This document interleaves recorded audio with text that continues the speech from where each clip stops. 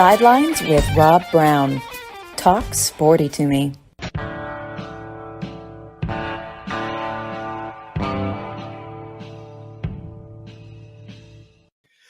All right, Rob Brown here with you on this Tuesday Sidelines edition, going into week 8. Wow, week 8 of the college football season.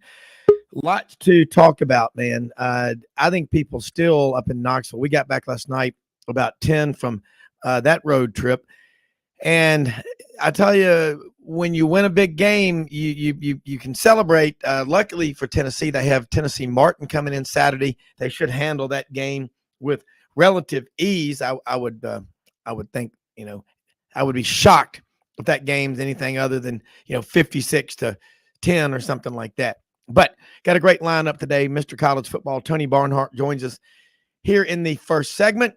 Segment number 2.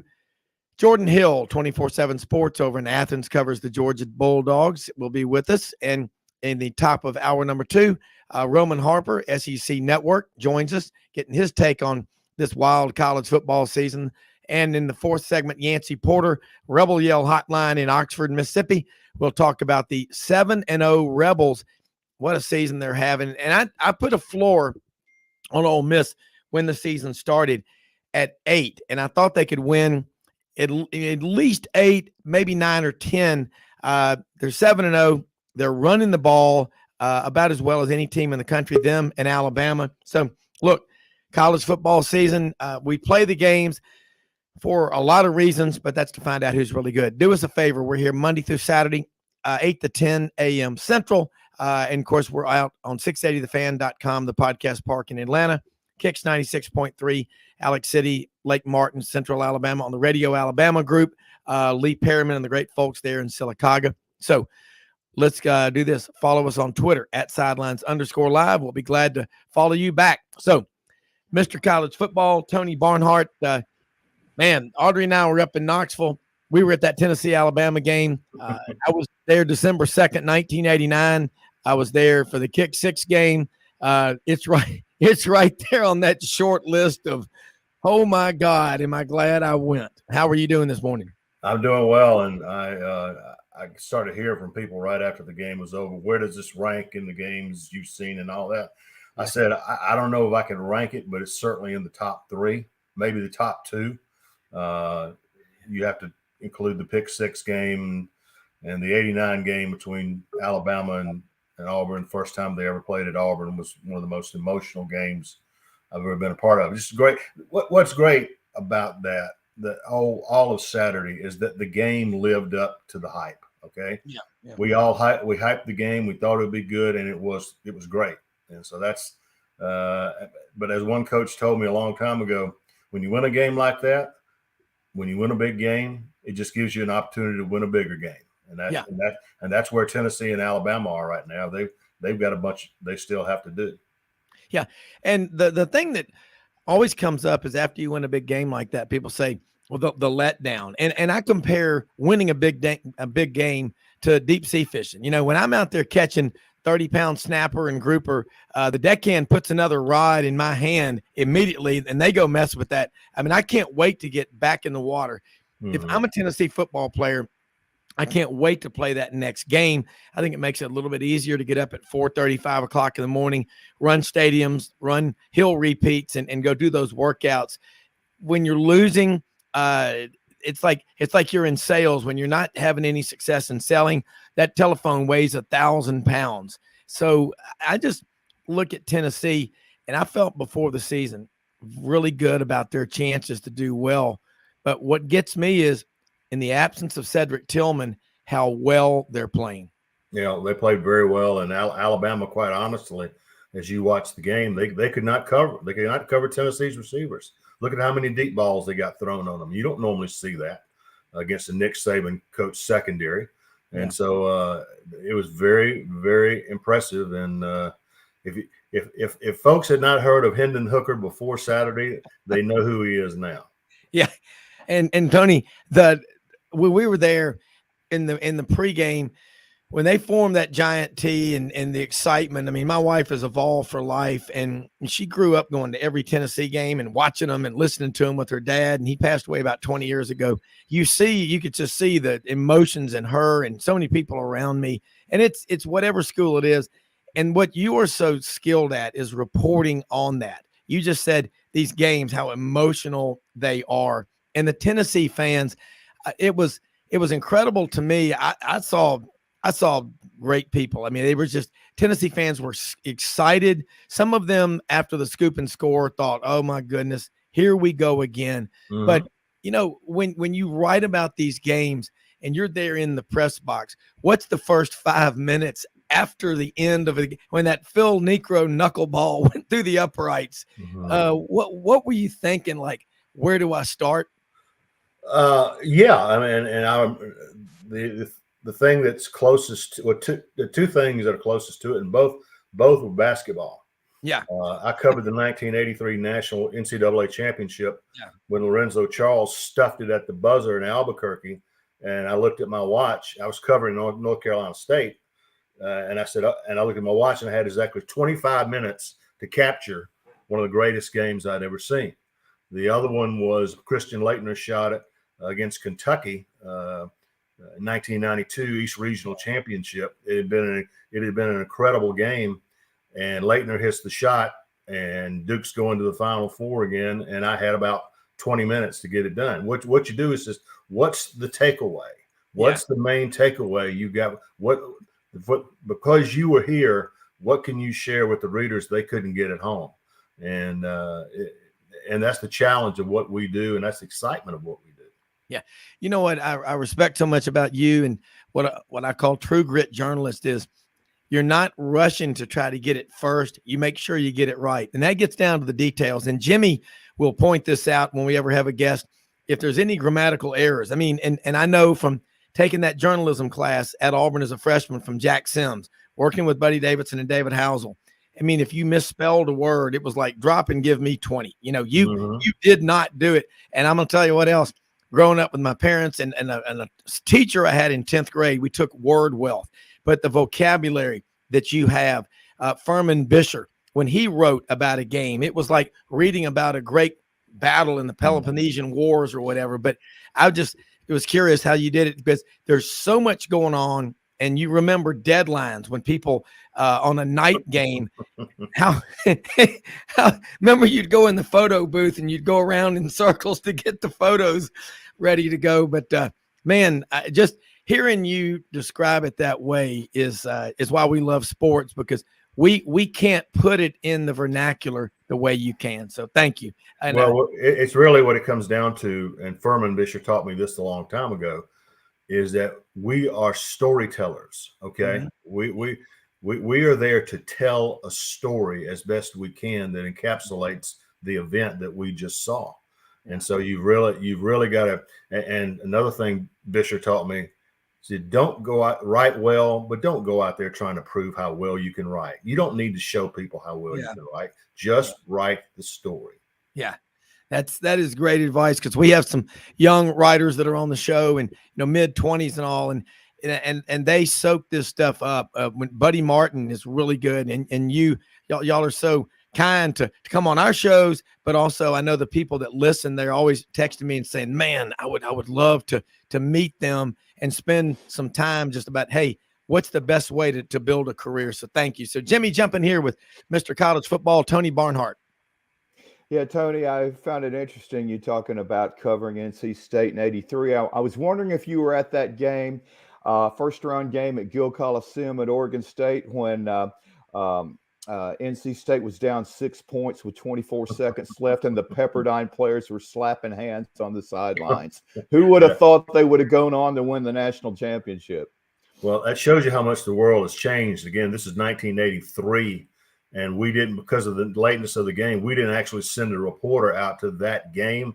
I watched it on television in the newsroom and wrote a story off of it. Well, obviously, after NC State won and got to the Sweet 16, we had it covered from then on. So, yeah. Well, going to this game, I really thought Tennessee set the tone for the game in the first half, which allowed them to grab the big lead in that Alex Gronish, their offensive coordinator, did a tremendous job in putting them in offensive sets that put wide receivers lined up against safeties.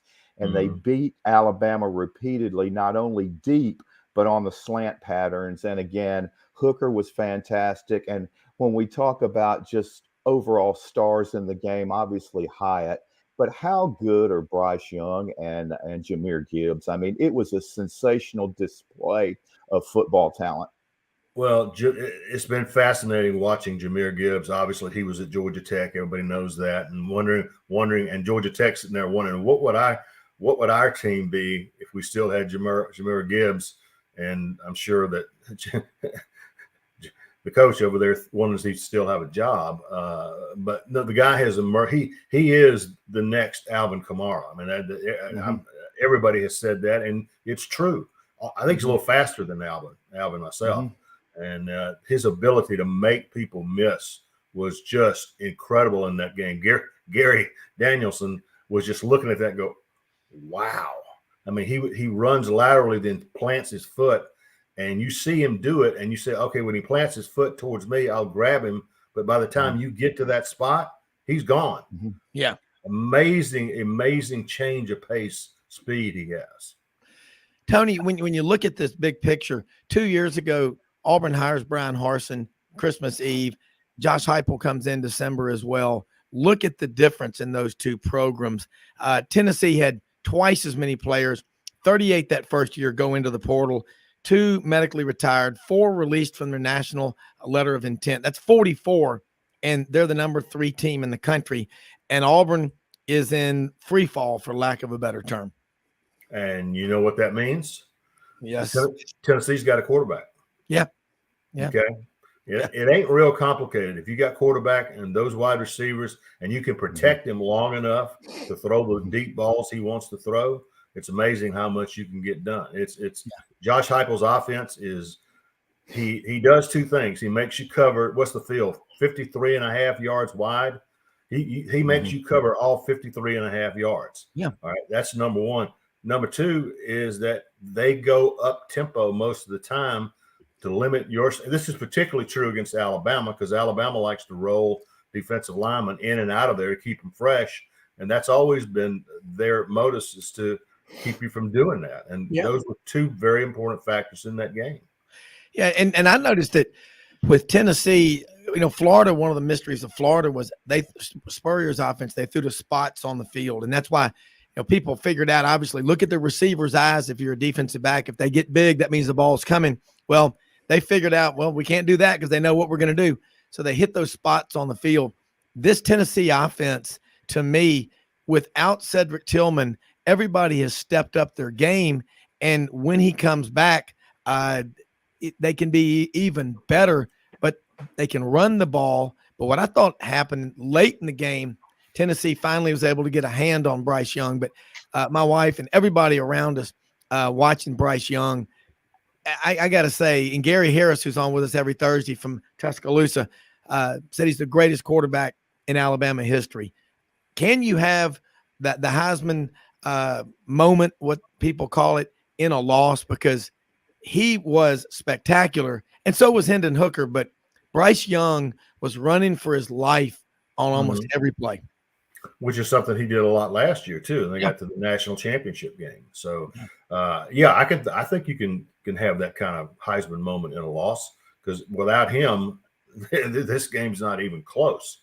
If he was not healthy, and remember before the game, is he going to be healthy enough to go? Yeah. And I think 2 plays in, Gary Danielson said, "Any questions about the arm?" No. After he let one loose. So no, he's a magnificent football player, and basically he willed Alabama to that national championship game last year. So he is special. Yeah, and then you look at Jahmyr Gibbs. I think he can be one of the 5 best running backs they've ever had at Alabama. And then the defensive side. What about Will Anderson, Dallas Turner? That teams are figuring something out. I thought that they would have a much bigger impact in that game. Well, give Hendon Hooker credit. Their game plan was to get the ball out quickly and not give Will Anderson and company time to get to the quarterback. that's all well and good if your receivers are getting open and you can just let the ball go. Well, that's what the case was with Tennessee. Their receivers were getting open. They were beating Alabama on the one-on-one matchups, and that way you could get rid of the ball early with confidence. Just let it go to where you know he's going to be, and is he going to make the play? And so that's you beat pressure by getting rid of the ball quickly. And now, okay, you're there in Atlanta. You referenced Georgia Tech a minute ago, and the interim coach has had some success. Jahmyr Gibbs is gone. That's a problem. But what are you hearing in terms of possible candidates to be the coach at Georgia Tech? Because again, as an Auburn man and you Georgia, Georgia Tech is a program that's tradition rich, but it seems like lately they've just dropped the ball, and they've got to get an AD in there as well. Well, they hired the AD yesterday. They took Alabama's number 2 guy, and I think I met him once. Great fundraiser, knows how to operate in that situation. So they've got their AD. He said yesterday he's not in a hurry to hire a football coach. I don't believe that for 1 minute.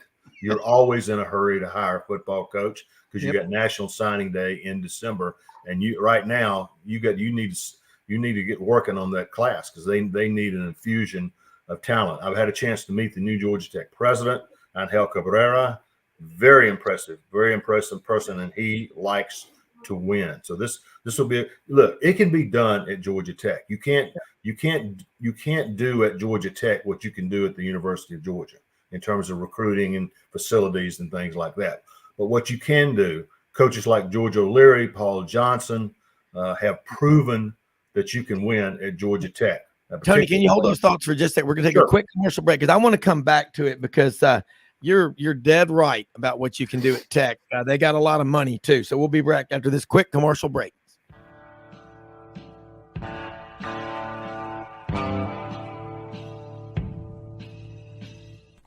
Red River Ford and Toyota, located in Wynne, Arkansas.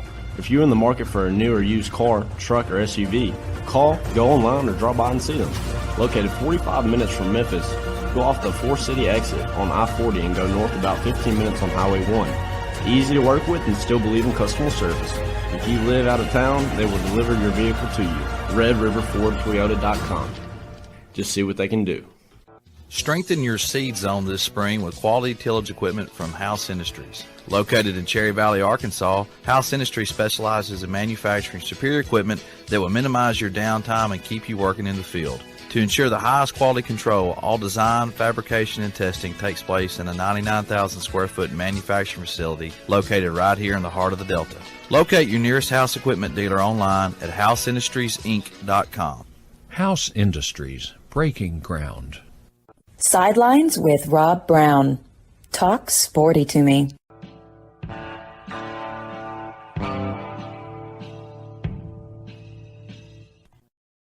I'm back here with you on this Tuesday. Jimmy Hodge up in Knoxville, Tony Barnhart, Mr. College Football, the media guys over in Atlanta. Tony, you were making a great point about the coaches, George O'Leary, Paul Johnson at Georgia Tech, and I just threw out they do have a lot of money, but all my friends in Atlanta say that so many of their Georgia Tech friends are going, I'm not writing checks until I see a, quote, commitment to win. Well, I think the commitment to win is going to be there. You mentioned they have a lot of money, and they do. I mean, a Georgia Tech diploma degree will take you far, particularly if you live in Atlanta, Georgia. Yeah. And so the question is, who's the next head coach going to be, and what will be the style of the new head coach? And to me, it's going to be fascinating. I feel very confident that Georgia Tech's not going back to the triple option of Paul Johnson. I feel pretty confident about that. So I talked to a Georgia Tech person pretty high up the chain. He asked me what I thought. I said, go find the next Josh Heupel and hire him, because that's the kind of offense that guys want to play in. Great quarterback, great wide receivers want to play in that offense. Offensive linemen want to play in that offense to show they can get ready for the NFL. So to me, it's going to be interesting to see the kind of coach they hire. And by the way, Brent Key is 2-0 as the interim head coach at Georgia Tech. Got Virginia this week. That's right. Tony, Tony, do you look at Tech going for an experienced head coach, and I'm talking about maybe 10, 15 years experience, or a guy that I think would be a very a fascinating choice, like Jamie Chadwell at Mhm. Coastal Carolina. I mean, he has done an amazing job there, and he runs that spread option attack. But with the dual threat quarterbacks he's had, they're Yep. also very dangerous in the passing game. And I think that would really appeal to the Tech fan base. And even though Paul Johnson got criticized a lot because they were so run oriented, they didn't pass the ball very much. With Chadwell's offense, you would be equally dangerous in both aspects of the offense. I think that's an intriguing thought, and that's the kind of coach that Jamie Chadwell. That's the kind of coach I mean when I say you need to go out and find the next Josh Heupel. Listen, you got to find a way to take smaller people and beat bigger people. You're not going to recruit at the level of the University of Georgia, but what you can do is you can hire fast people, skilled people, good quarterbacks, good receivers, and make team and spread other teams out. So to me, that is the way to go. But we'll see. You know, if a veteran coach suddenly said he was interested in Georgia Tech, yeah. But I just, it's a hard job. It's a hard job, and and anybody that's spent any time at Georgia Tech knows you got to work with the faculty. Okay, the faculty at Georgia Tech are very, very powerful. But I think this president is going to insist that the further commitments be made. Tony, let's switch gears and go over to the SEC West. Ole Miss, again, that's a team that last year won 10 games, went to the Sugar Bowl.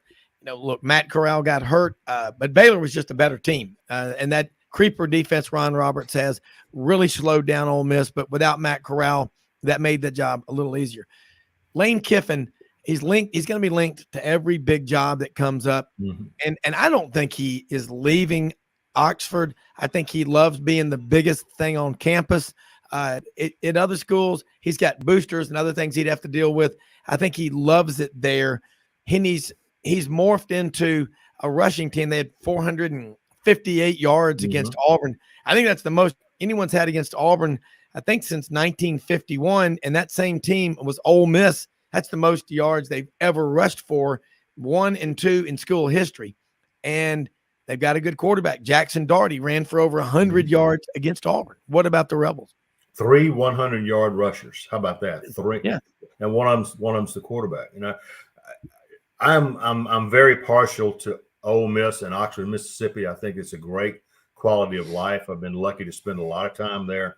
Yeah. And but it always, you know, look, Lane Kiffin had the Tennessee job, which is a dream job of a lot of people, but left it because he found his other dream job, which is USC. So it really depends on who comes after him. But look, Lane Kiffin has evolved. He has come so far from the first time I met him a long time ago. Yeah. He is now one of the premier play callers of his generation. He's really good at what he does. And for what he has done, the transfer portal, the number of new guys he brought in to build them into an undefeated top 10 team, it's just impressive. But I will give you this warning when we're talking about Ole Miss. I wrote this yesterday. Have you looked at the rest of Ole Miss's schedule? Yeah. LSU at Baton Rouge, Texas A&M at College Station, Alabama in Oxford, Arkansas at Fayetteville, and Mississippi State in Oxford. Yeah. So if they're going to have an undefeated season, they're going to have to earn it, because that is a murderer's row of games down the stretch. Yeah, it's definitely back end loaded. That was the point. And then you think about what's going on around the SEC. Kentucky looks like, you know, people want to count them out after 2 straight losses, and they take out Mike Leach. SEC East, SEC West, right now, your best of the 2. Obviously, the SEC East, the better of the 2. I still think the West is deeper. Okay. The East is getting better. The East is getting better every year. Obviously, Tennessee getting better. The Gators are, you know, they're all right, but you're talking about some heavy hitters when you've got Alabama and you've got Ole Miss and you got Mississippi State, who I still think is a good team. Don't sleep on LSU. They're figuring they just had a Tennessee just beat them. All right. And that happened. But for them to come back and play the way they did the other night. So the West to me is deeper. Yeah.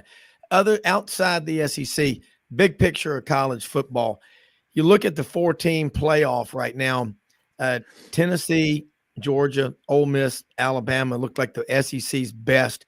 Any surprises other than Ohio State outside of the SEC? No, I mean, Ohio State, Michigan winner is probably going to be there. Yeah. Clemson, if they win out, could be there. USC getting beat the other night changes the complexion. Now USC's off the table. I don't think UCLA is going to go undefeated. Utah's got 2 losses. So I could be proven wrong, but in my mind, the Pac-12 is pretty much out of it. So Oklahoma State getting beat, that was big because that was a team that could have gone undefeated. So I think it's the Georgia it's the SEC champion.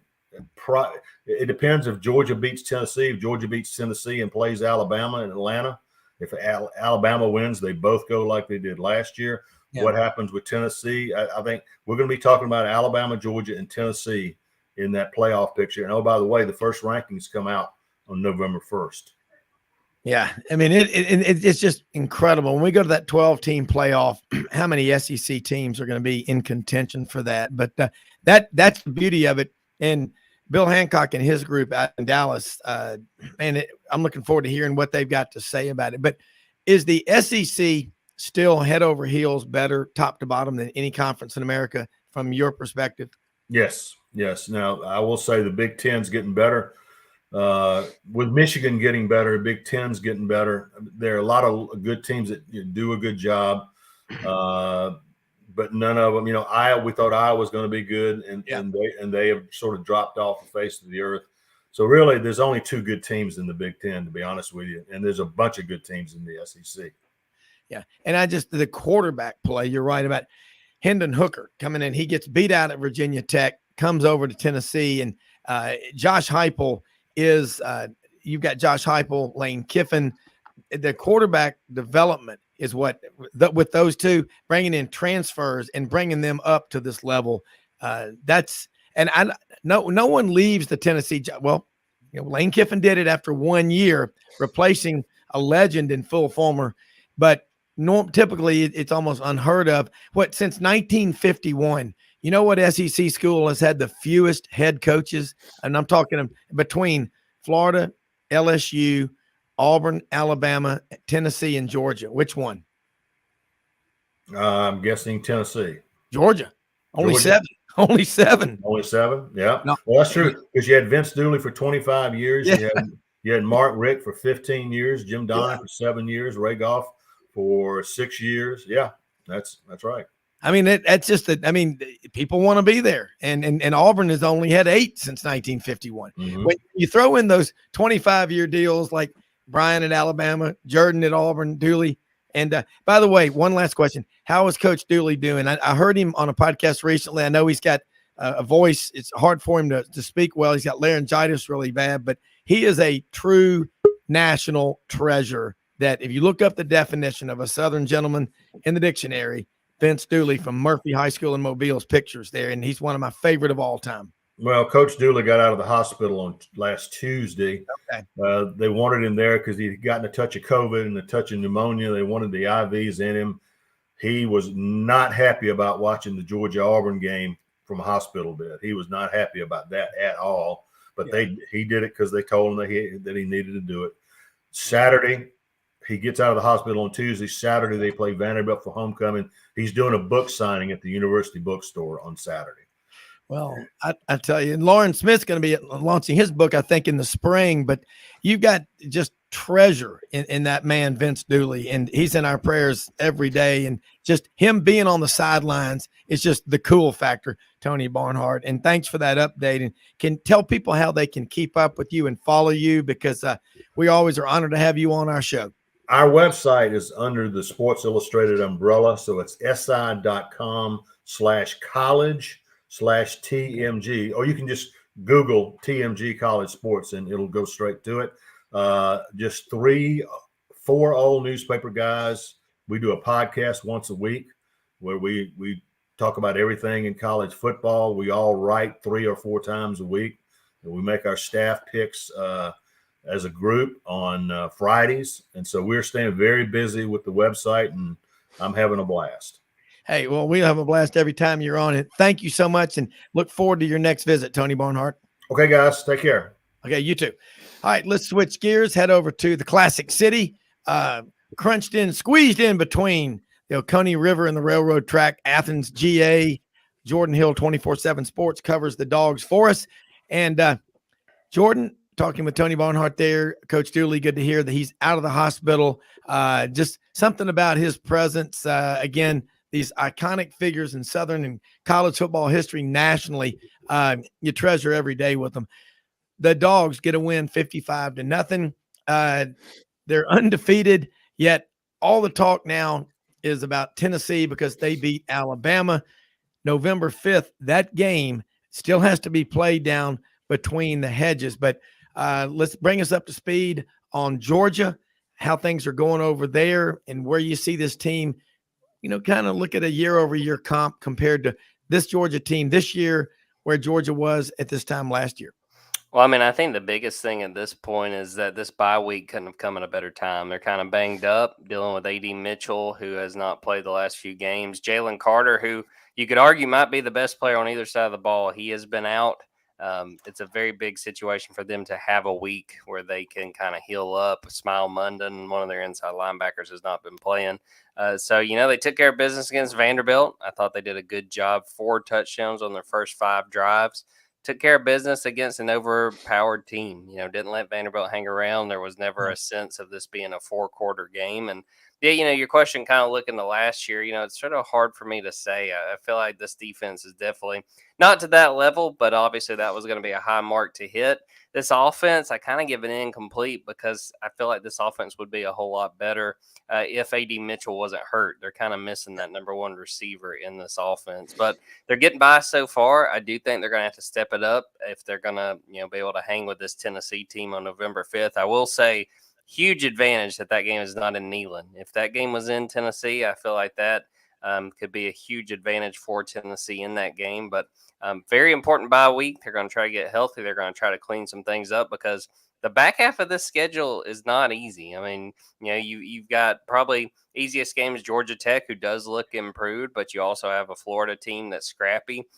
You've got to go on the road and play Kentucky, on the road to play Mississippi State, and then that Tennessee game we mentioned. It's going to be a very tough second half of this season, and Georgia, like I said, definitely needs to be healthy getting in when they get back to action when they play Florida.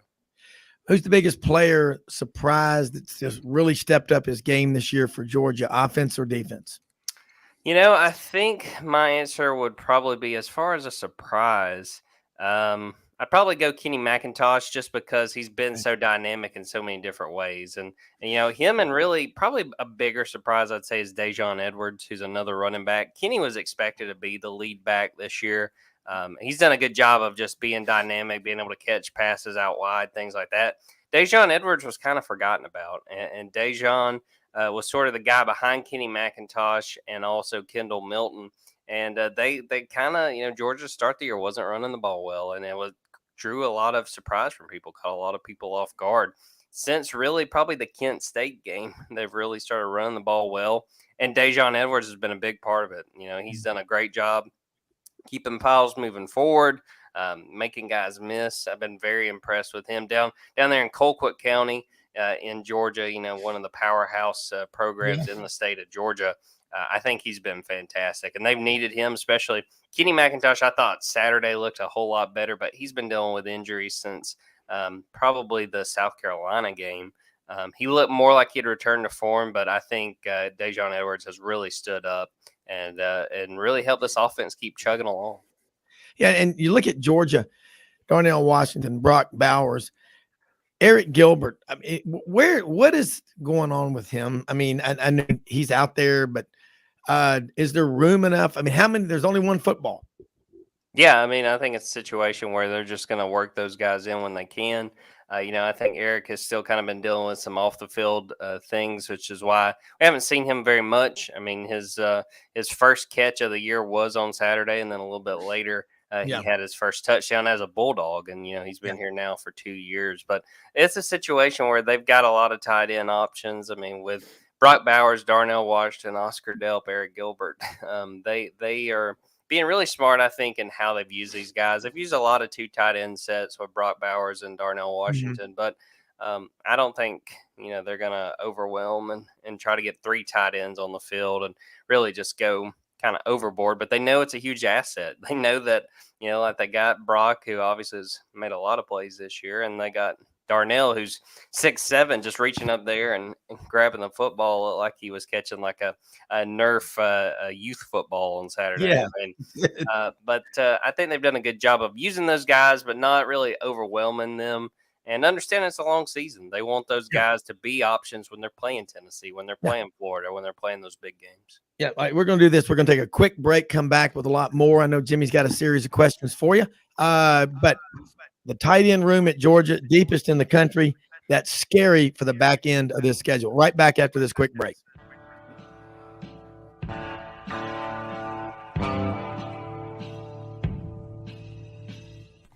Red River Ford and Toyota, located in Wynne, Arkansas. If you're in the market for a new or used car, truck, or SUV, call, go online, or drop by and see them. Located 45 minutes from Memphis, go off the 4-city exit on I-40 and go north about 15 minutes on Highway 1. Easy to work with and still believe in customer service. If you live out of town, they will deliver your vehicle to you. RedRiverFordToyota.com. Just see what they can do. Strengthen your seed zone this spring with quality tillage equipment from House Industries. Located in Cherry Valley, Arkansas, House Industries specializes in manufacturing superior equipment that will minimize your downtime and keep you working in the field. To ensure the highest quality control, all design, fabrication, and testing takes place in a 99,000 square foot manufacturing facility located right here in the heart of the Delta. Locate your nearest House equipment dealer online at houseindustriesinc.com. House Industries, breaking ground. Sidelines with Rob Brown. Talk sporty to me.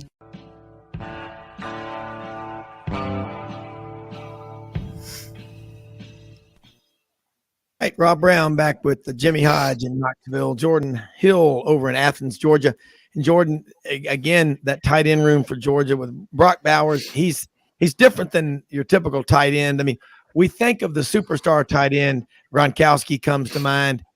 You're using Brock Bowers in every way possible, which is what you should do because he's there to help you win football games. So that part of it right there, I love it. And you got Stetson Bennett the fourth right now. There's so many good quarterbacks in the SEC. There are going to be games when they get in, and we're looking ahead to the Tennessee game November 5th because Georgia's off this week, and Tennessee, they're not off, but they're playing UT Martin. Should win that game easily. That's about Tennessee getting better and working on things they need to work on, getting ready for Georgia. So it's setting up for an absolute must-watch TV game. Jimmy Hodge, jump in here. I know you got questions for Jordan Hill. Well, Jordan, when Georgia had that, I guess, bumpy stretch against Kent State and then on the road at Missouri, that was a bit of a surprise. But yet, the last couple of weeks, I've sort of seen Georgia's goal or plan to get ready for this closing stretch, which is backloaded, as you mentioned earlier, to really try to find out who are going to be their guys as far as not only the top 22, but the backups and then other players they may use in specific situations that they're going to be depending on to make this critical stretch run. Yeah, I mean, I think that's been huge. And I think, you want to win every game like they did Saturday. You'd love to just go 55-0 and move on. But I think there was a lot of value in some of those struggles. I mean, there was a point against Missouri where a bunch of us watching that game thought they're going to lose this game. And they had guys step up. And, I think there is value in facing that kind of adversity. And they're going to face more, even if they beat Tennessee on November 5th, I can go ahead and promise you it's not going to be easy. They need guys that are battle tested. They lost so much as far as veteran talent from last year's team, that's no secret. But I think some of those struggles are gonna, it probably revealed something to the staff. And, I think that this bye week is going to be really important. I think they'll have a chance to kind of reevaluate different aspects of this team and if there are moves they want to make as far as, guys coming in and starting or giving guys more roles, giving guys more reps. I think they're going to have a chance to learn that this week. But yeah, I mean, there's no doubt about it. There's not very many easy, just you can go and write down a W on the back half of the schedule. They need guys to step up. I think they've learned a lot about this team, especially in that stretch you were just talking about, Jimmy. But they got to maximize this bye week because they're going to be facing good team after good team once it's over. And I think it's really interesting that this Florida game comes before the Tennessee game. So you can't, look ahead at all, because lots of times if you're playing a weaker opponent um, leading up to the next week against Florida, maybe you can sneak in some practice time to, work on a couple of formations or defensive alignments you would see against Florida. But with the Gators coming up next, that is such a huge rivalry. It's so passionate, and you never know because Anthony Richardson's only started 9 games, but he did play an outstanding game against Tennessee at Neyland Stadium. So you've got to be really careful for that, because in my mind, the Gators are going to be playing with house money. I mean, nobody thinks they're going to have a shot, and they have enough talent to the point that if they're executing well, they can really create some problems offensively for sure. Yeah, and I mean, I've talked about this, I believe, on here before with you guys. There's been plenty of years where these two teams have gone down to Jacksonville, and it's like, well, you can just go and Georgia's going to win this game. Florida comes in there and runs all over Georgia, wins that game, and vice versa. There's been years where it's like, oh, Florida's going to take care of business. All of a sudden, Georgia's in the end zone, with the entire team dancing, and they beat Florida that year. Yeah. You just don't ever know with a rivalry like this, especially it being a neutral site, kind of a different aspect. And, this game's going to matter for a lot of people. I'm pretty sure Billy Napier's from Chatsworth, Georgia. So, I mean, they've got ties. I'm sure there are players on both sides of this game, from Georgia, got ties, no guys on the Georgia side, vice versa. Yep. It's going to matter to a lot of people. Jordan, here's something else, and we're not even bringing it up. The 29th, Georgia and Florida play world's largest outdoor cocktail party in Jacksonville.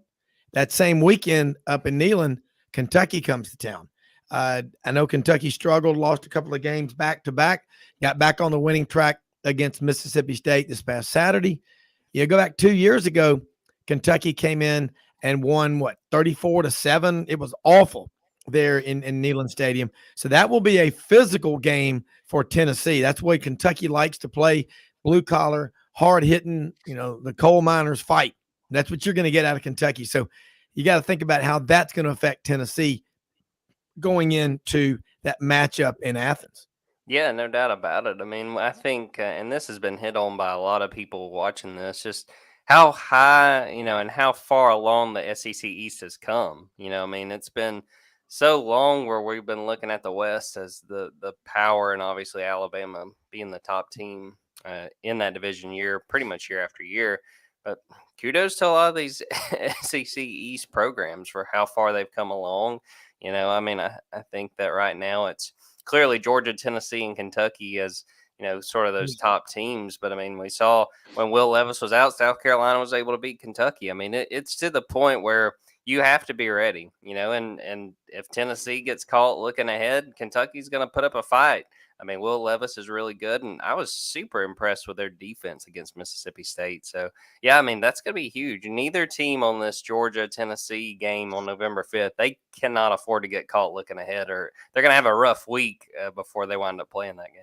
Yeah, that's exactly what happens. Teams, Tennessee's at 6-0, and they got to be so careful. I mean, what the fans say is in one category. What the players are saying is what's most important.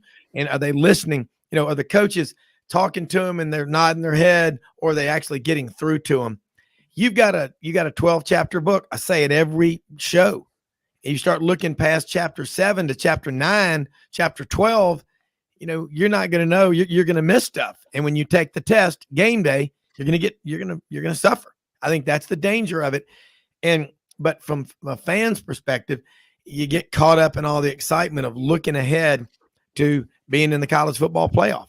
And Georgia right now, I think, is in a good position because so much focus was on that Tennessee-Alabama game. It's still the talk of the land in the South and around the country. And Georgia's over there going, all we do is win. In the last 2 years, one loss in the SEC championship. They came back against Alabama and won the national championship. I would think Georgia's confidence is really high and in a good way, Jordan. Oh yeah, and I mean it's funny, but it's you hit the nail on the head, Rob. I mean they're the number one team in the nation, and I'm not going to say nobody's talking about them, but I mean obviously, and give Tennessee credit because they played a great game and beat a really good opponent, but Georgia's kind of being overlooked right now, and going into that game, that obviously that won't be the case, and we know that I'm expecting a 4-quarter fight when Tennessee and Georgia play, but they're in a good situation where they got through what was effectively the first half of their season, 7 games. They need to heal up. We don't know how quickly some of their playmakers are waiting on, how soon they'll be back. But I think it's a situation where they're sitting pretty. They just need to get those guys back when they can and get ready for what's going to be a tough test, pretty much week after week. And again, you end with Georgia Tech. And I mean, I still think Georgia wins that game, but Georgia Tech's looking a whole lot better under Brent Key. So, I mean, it's going to be a very fascinating end to this regular season, no matter how it kind of plays out for Georgia. Yeah, and there are only 4 teams can go to the playoffs. And Georgia, again, with Georgia, it's kind of like if you have a kid that's born on your birthday as a parent, you almost become invisible. And as my wife says, if you have a birthday in December, you do, because everybody's thinking about Christmas and they forget that you exist. Georgia's sitting over there right now, and Kirby Smart is a master motivator. I don't know if he has a degree in psychology or not, but I noticed how good he is, how effective he is at getting his players in the right frame of mind. And that is so important. If you start thinking that you're unbeatable, that's when you get in trouble. You got to have a certain amount of edginess. I kept saying about Tennessee, Alabama. Tennessee needs to approach that game at home. It's easier to get mugged in your own driveway. You got to approach it like it's a road game.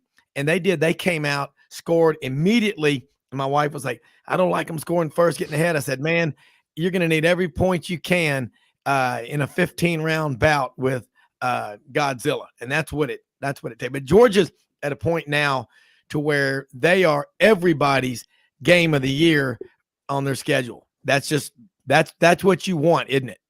Oh yeah, I mean, coming in that you got the target on your back, but I mean, the thing that Kirby Smart has told these players since the start of the year, I mean, probably going back to off-season workouts, it was that they were going to hunt. They were not going to be hunted, and I think that's the approach that that they've taken. They've got 2 shutouts so far this year, and I think they're in a situation where they like where they sit. I mean, they kind of control their destiny right now. I mean, if they get knocked out of the playoff contention, it's because of something they didn't do. I mean, they're the number 1 team. They're going to have big tests. I don't think that anyone's going to argue otherwise, but I think that they understand that they've got an opportunity. And, even if they were to lose, say, that game against Tennessee, that doesn't necessarily mean that they're not out of it, because, we've seen before, going back to 2016, 2017, when Alabama, didn't win the division, still wound up making the playoff. But still, I think they see a big opportunity ahead, and they know they got to take it week by week if they're going to get to that ultimate goal of having a shot at winning another championship. Yeah, and Lauren Smith will be having to hold up in Sea Island or St. Simon's and write another book if that happens. But that's a good problem to have. But the one thing about Tennessee is they're not going to be able to sneak up on anybody, Jimmy. No doubt about it. But what I wanted to say, Jordan, you mentioned about a lot of the Georgia fans being, let's say, a little miffed about the Dogs not getting a lot of attention up to this point. But at the same time, they're going to get plenty of attention these last 5 games because it's not a secret. Those first 7 games haven't exactly been murderer's row. So, you're not going to get a lot of coverage until you're playing a team that can, have a shot to be competitive against you. So I think, though, the way things have gone, though, as I mentioned earlier, they've gotten themselves in a really good position, though, to know the players they're going to be depending on, to make that stretch run and try to, repeat last year's national championship. Oh yeah, I mean, I think that they have been in those crunch time moments. I think that they understand that they've got guys who can step up in big moments, and I think that seeing how again, I go back to that Missouri game, the way that Stetson Bennett and those guys handled that, and basically having their backs against the wall again, that game being on the road, I think they learned a lot. And I think that it's an opportunity that, that they can take if they're in some of these tight games again, that, Stetson can stand in that huddle and say, hey, we've been here before. And, I think there is value in that. Yeah. I mean, I definitely think if you ask Kirby Smart or any other coach, do you like winning those close games on the road in those conditions? They'd say absolutely, because it gets your team to listen to you. Again, you better be careful as a coach, and I'm not a coach, but I just know too much doesn't work. Somebody asks you a question, don't tell them how the watch was made. Tell them what time it is. You're talking to those guys. Kirby Smart, what I love about him is what he says before the games. He's to the point, and those guys, to me, have bought all in, and he's been part of the process with Nick Saban at Alabama. He has 4 national championship rings from there. Now he's got one for the thumb. This is to me what's making Georgia. Georgia's always had talent, Jordan and Jimmy. We all know that. Mark Richt changed, though, everything about Georgia high school recruiting. Since Mark Richt came, it's more difficult than ever. Georgia's doing something different, and they're going to get anyone they want in the state of Georgia. And they're getting those alpha males, and they're not beating people. They're typically dominating people.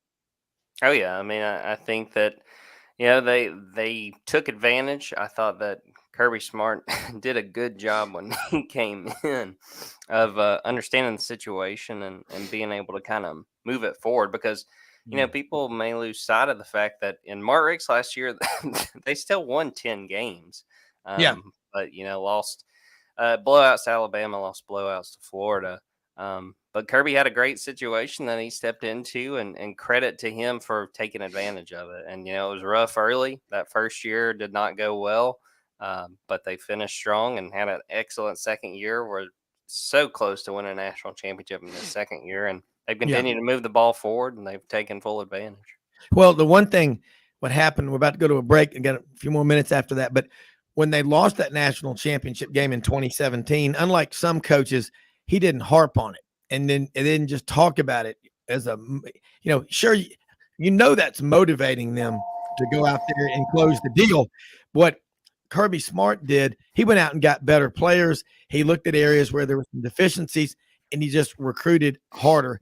But Georgia now, as opposed to really under Mark Richt, they did recruit semi-nationally, but now Georgia is global, the brand. I mean, Kaylee Ringo out of the Phoenix area, Darnell Washington out of Las Vegas. And I know you can go back in 2006, Matthew Stafford from Highland Park, there in Dallas. That's the neighborhood where SMU is. He made the right choice going to Georgia, and he was number one pick in the draft. Now he's got a Super Bowl ring. But what I'm seeing out of Georgia is the 2 and 3 deep dream front seven talent-wise. And Dan Lanning leaves. You've still got Will Muschamp on that staff. Still got Kirby Smart. I know Kirby is the head coach. Muschamp's been a head coach at 2 different schools, but their handprints are all over this Georgia defense. And that's what people, to me, when you look at Georgia, it starts with their defense, and then they've got a quarterback that was told he wasn't good enough, who is fueled every day by that. We'll be right back.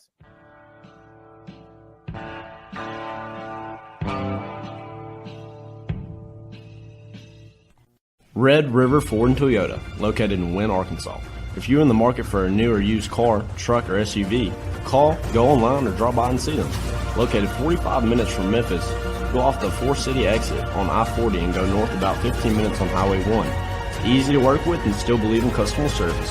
If you live out of town, they will deliver your vehicle to you. RedRiverFordToyota.com. Just see what they can do.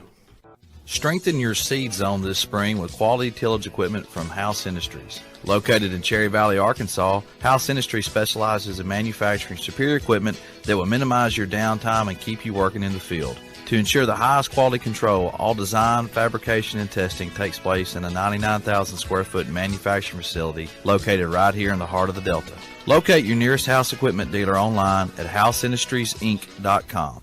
House Industries, breaking ground. Sidelines with Rob Brown. Talk sporty to me.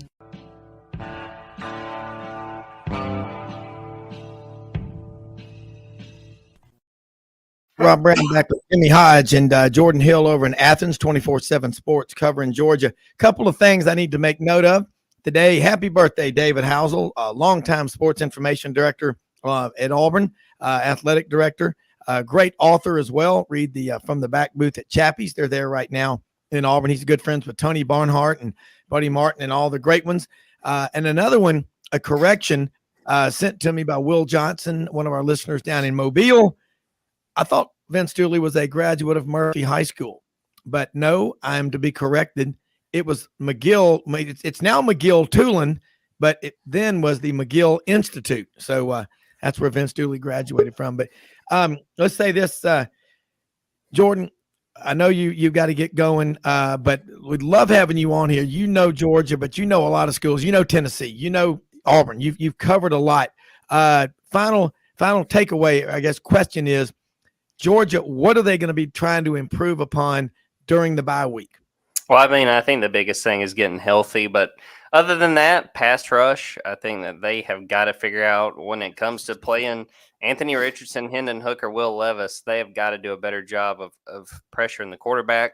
You know, I think even the corners can really improve because, you know, I've been kind of underwhelmed by Keely Ringo, guy who made that big play in the national championship game. And then Kamari Lassiter, he wound up getting pulled for a little bit in that Vanderbilt game for a mistake. So to me, it's all about the defense, just shoring up, you know, being able to affect the quarterbacks and not allowing those opponents to be able to dink and dunk and really hurt them in the passing game, because that's going to be the difference, I think, in Georgia being undefeated at the end of this regular season or them not being undefeated and needing some help to try to make the playoffs.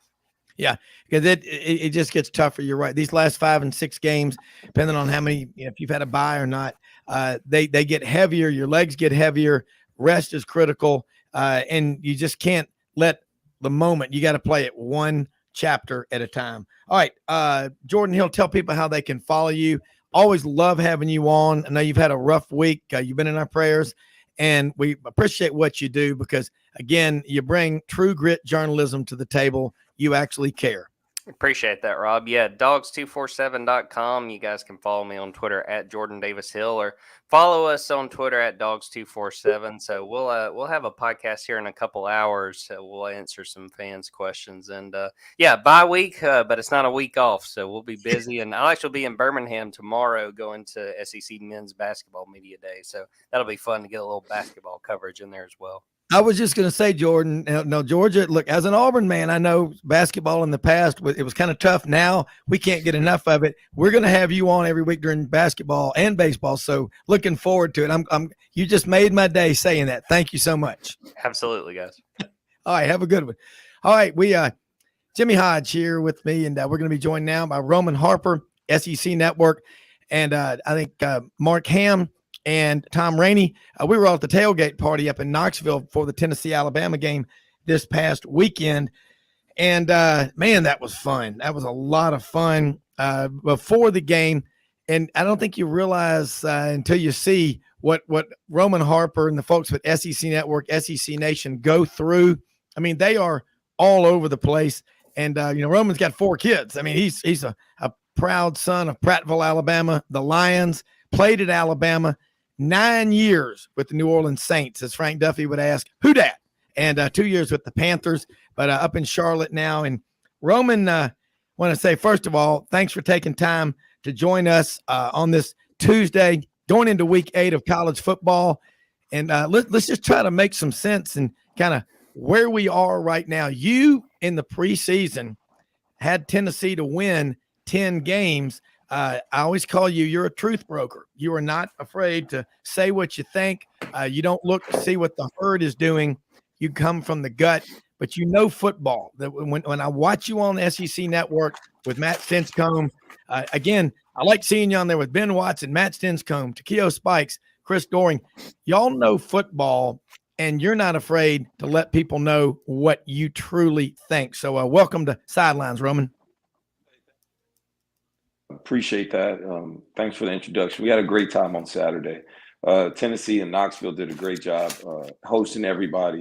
It was an amazing environment. And, I mean, when they won the game, I don't know when they probably left that stadium. I think somebody probably slept on the grass, I'm sure. So it was exciting.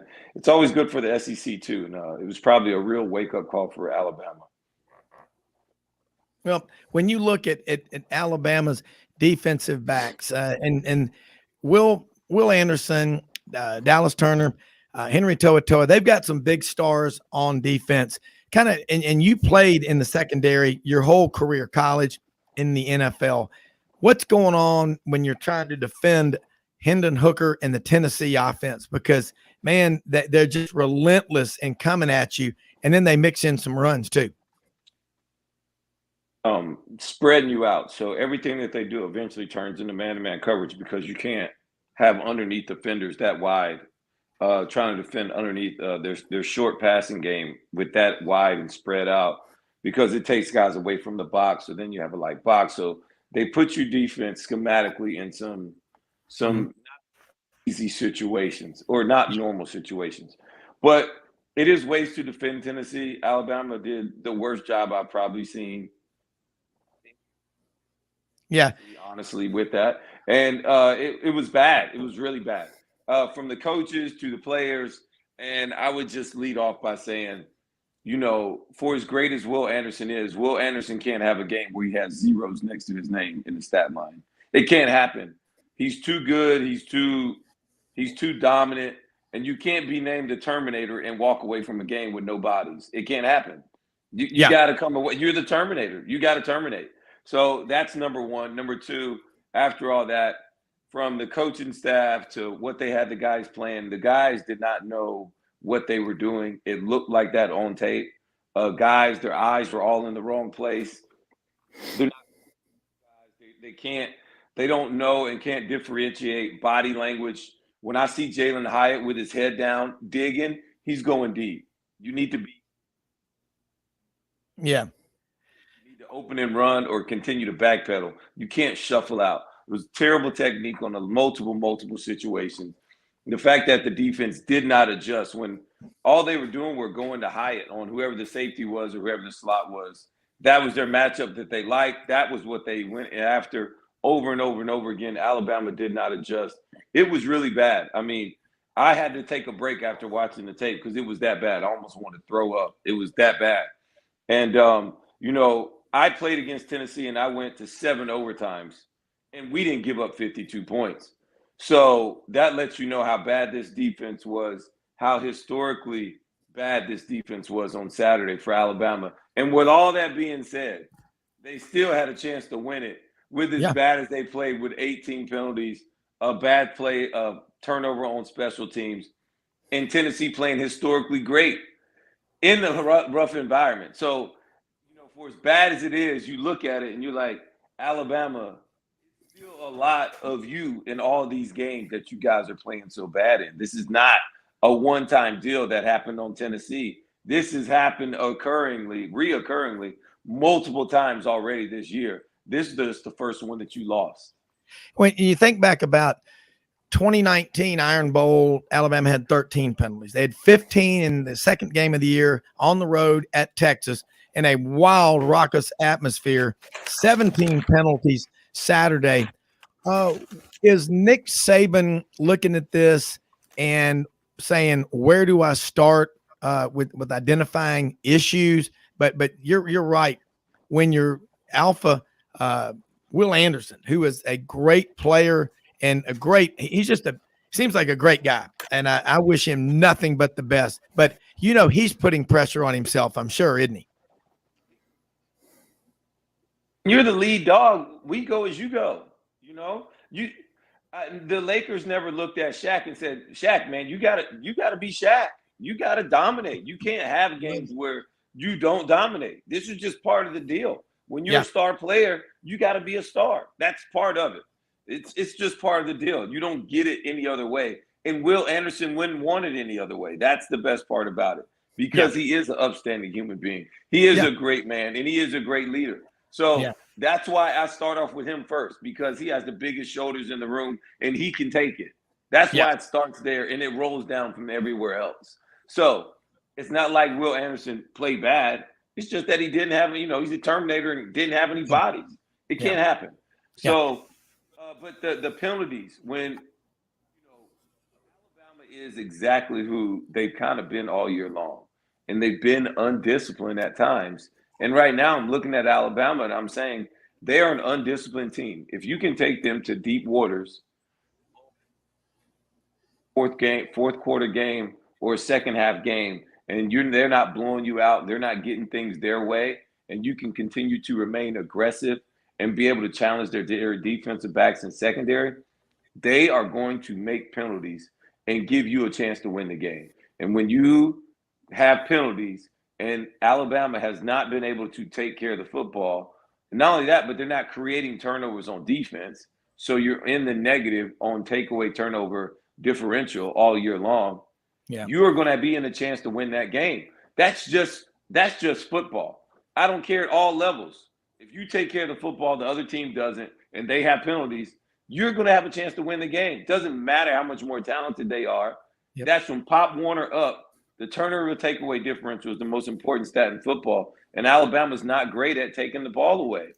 And so when you have these things that continue to creep up on you, the talent level in which you have, which is this is an incredibly talented team, it matters less because of all the other little things that are going on. Yeah.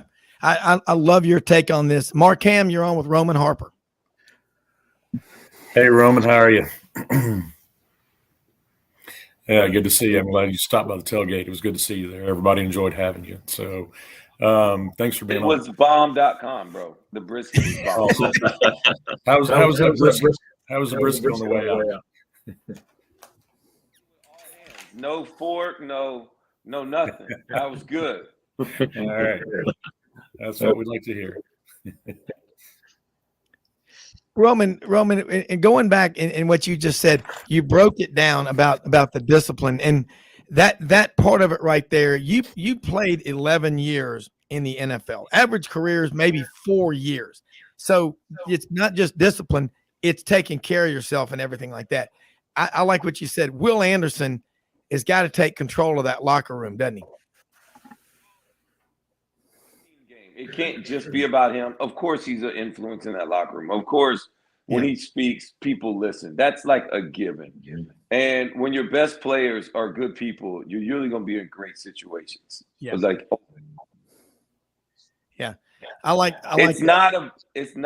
that's just great teams. And so whenever these things happen, you're going to get into a pack mentality. And now some of the things that maybe the coaches are talking about, the players will listen to them a little bit more. We saw Alabama hit another gear after they lost to Texas A&M last year. We'll see how they react. But the difference between this team and last year was that last year's team at least forced turnovers in crucial situations. Last year's team not dead last in college football out of 131 teams in penalties.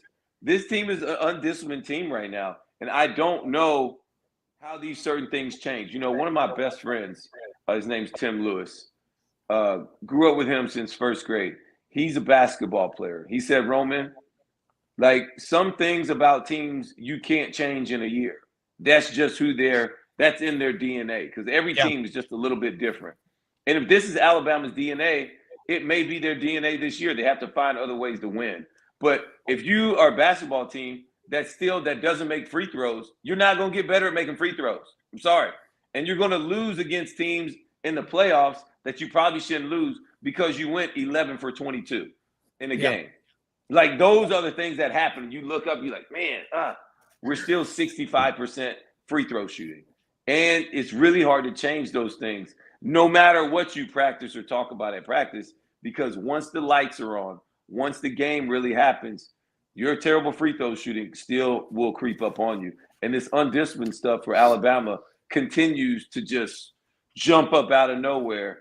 They had 9 penalties in like the first half, and it was bad. And then all of a sudden they got a little bit of rhythm, but whenever the biggest play of the game was necessary, they had a couple penalties. Yeah. Jimmy?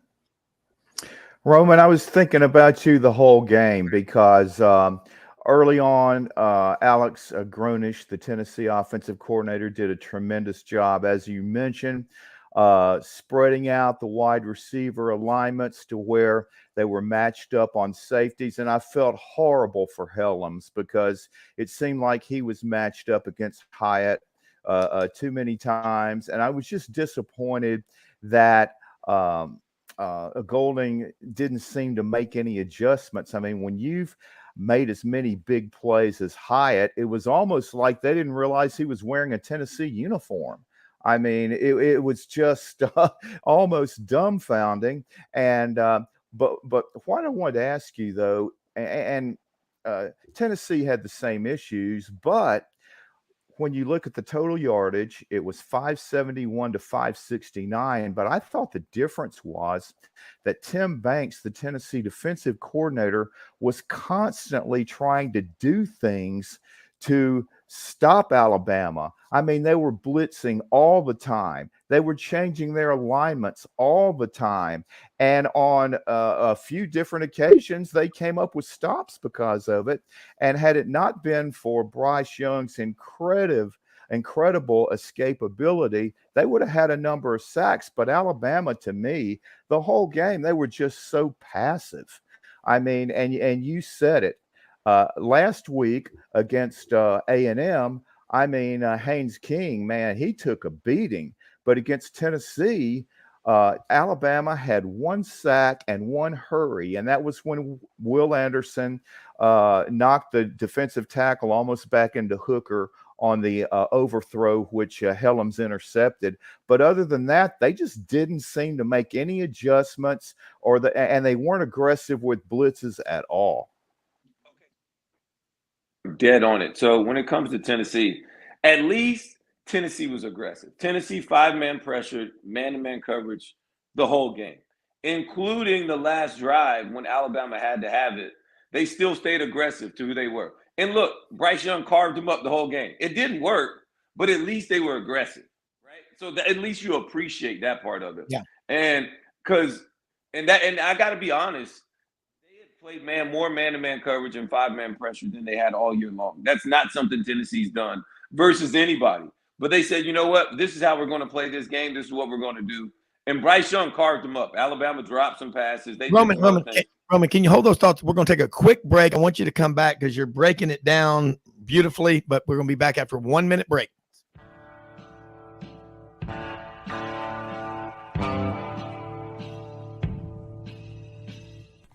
Red River Ford and Toyota, located in Wynne, Arkansas. If you're in the market for a new or used car, truck, or SUV, call, go online, or drop by and see them. Located 45 minutes from Memphis, go off the 4-city exit on I-40 and go north about 15 minutes on Highway 1. Easy to work with and still believe in customer service. If you live out of town, they will deliver your vehicle to you. RedRiverFordToyota.com. Just see what they can do.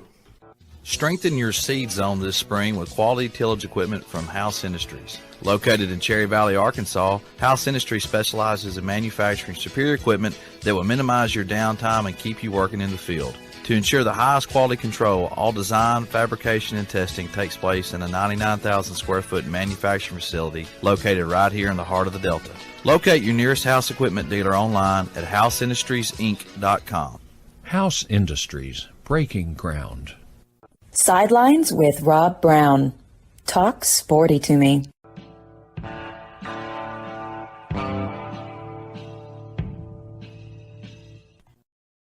Rob Brown back here with you on this Tuesday, going into week 8 of the college football season. And Roman, you were making a lot of great points before we went to the break. So carry on, because you were nailing it.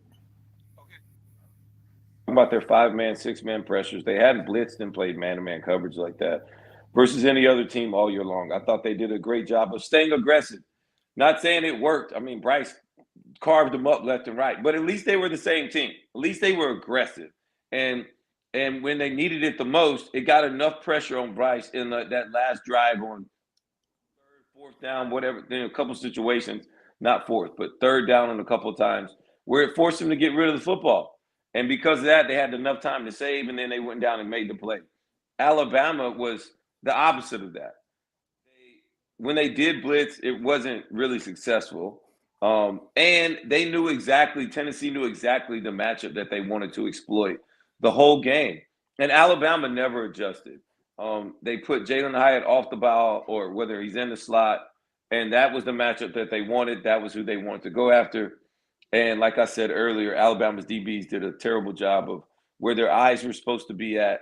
You know, if you're in man-to-man coverage, your eyes are supposed to be on your man. When he comes out of the break, if you start looking at the quarterback, you naturally will create separation yourself because you're not driving the target, which is your man. When you're in zone, you can get away with doing some more of those things. It's just important to always understand where DB's leverage is and where their eyes are at, because those are the most important tools when it comes to playing successful at DB, reading body language, things like that. Alabama did a really, really bad job. And in the most crucial moments, you can't give up 2 plays for 45 yards when you know Tennessee has to get chunk plays. Like for that defense to just roll back out there and play normal and like not have an understanding or antennas up of where they're trying to get big chunk plays, it was terrible defense. I'm pretty sure that coaching staff is kicking themselves because it was poorly executed for Alabama. Yeah. Tom Rainey, jump in here with Roman Harper. There we go. Hey, Roman, I'm appreciating you joining us here today. I've got a question about the environment at the stadium.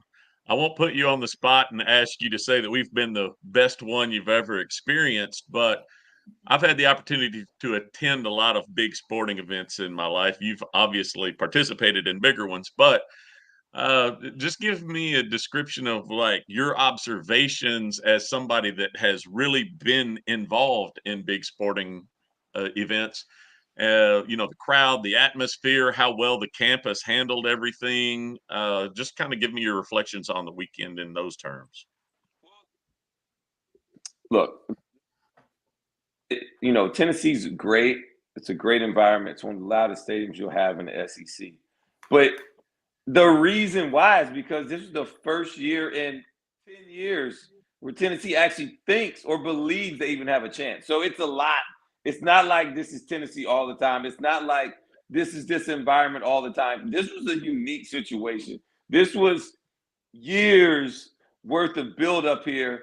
And like my homeboy said, the release that Tennessee fans got to feel after this one, I mean, I don't want to be to keep this thing PG rated, but to have that feeling, I'm sure it's hard to explain, but you guys are picking up what I'm dropping here. But that release of that one after this long and this stadium, I mean, that's why they took those dang field goal posts down and buried them in the river out there. I mean, to see that alone, it was funny to me. I'm so glad I did not stay for that game because I'd have been so ticked off to have to listen. Mac may not want to jump in the river. He might hit that goalpost next time. Yeah. Hey, Roman, I've been at 2 different games where they've carried the goalpost off. The first time they ever had game day at Ole Miss in 2014, they carried them right by me. And then the 97 game in Lexington, where it's the first time that Kentucky had beaten Alabama, I think, since 27. It was Tim Couch's first year as a starter. It was an overtime game. So, hey, when you beat Alabama, they don't do that stuff when they beat Georgia or when they beat Florida. it's Alabama. I mean, they're the Yankees of college football. But hey, I did want to ask you one question, because I know how frustrated you were watching that. But on the one great defensive play that Alabama's DBs made, when Moore, and he did everything right. He turned his head around, he batted the pass in the air, and McKinstry returned it 80 yards down to the Tennessee 20. To see that pass interference call, especially how late it was, had to be really frustrating for you. Like if it's a bang bang play, throw the flag, and I'm good. But I love that the DB actually turned around. The only thing I could even say is, like, just watch your left hand, because some referees, because the one that threw the flag is probably the furthest away from the play, because that's how it always goes. And so, his left hand kind of reached around just a little bit, but it didn't disrupt the wide receiver or turn him. So that was the thing. That has to be also the indicator, is that I have to disrupt him or turn him, and that didn't happen. And then he played the hands in the pocket. I mean, good technique. But like, when you're a highly penalized team, those things happen. I don't know why, but it's just the way the football gods work. It's weird like that. It's just it never shocks me. Never shocks me. I was shocked that I didn't see a penalty at first when I see the play, just because I see how the game is being called. And like all the flags that have come on Alabama, it just it just follows the wave of the way the game is being played by Bama right now. So until they get these things cleaned up, I'm never, emotionally, I'm able to sleep at night so much better than when I was a player, because I know personally I can't affect any of these games. So I didn't sleep well. I look back on plays and this, that, and the other. But now, at least I'm able to just watch the game, be ticked off at bad plays, and that not just Alabama's bad plays, but I watch a lot of bad plays, and I'm just like, what are they doing? And a lot of times I blame the coaches, because the players, I mean, players want to be right. They don't naturally do wrong. So where their eyes supposed to be? And I would tell anybody this: you're a terrible coach if you can't tell me or tell a player on each individual play where his eyes need to be. Because if a guy's eyes are right, his body will naturally do right, right? Tell me where I'm supposed to go. Once this guy blocks down, okay, I either fill the run or my eyes go work out to number one. And now if he's coming at me, I'm backpedaling, getting ready to stay inside, low, down. It's like all these other little keys that I feel like so many college kids are missing out on. And no, Rob, I'm not coaching. Don't even ask me. Don't even ask I me wish again. you were. Don't even stop. So all these little things, intricate details can continue to come out, and so when I see it, that's the part that I'm able to just watch it, jot it down, and let it go as like, well, I'm not their coach, so it doesn't really bother me. Yeah. Mark Ham, jump in here with Roman Harper. Roman, I promised we'd get you off here in a couple of minutes, just if you can get one more question with Mark.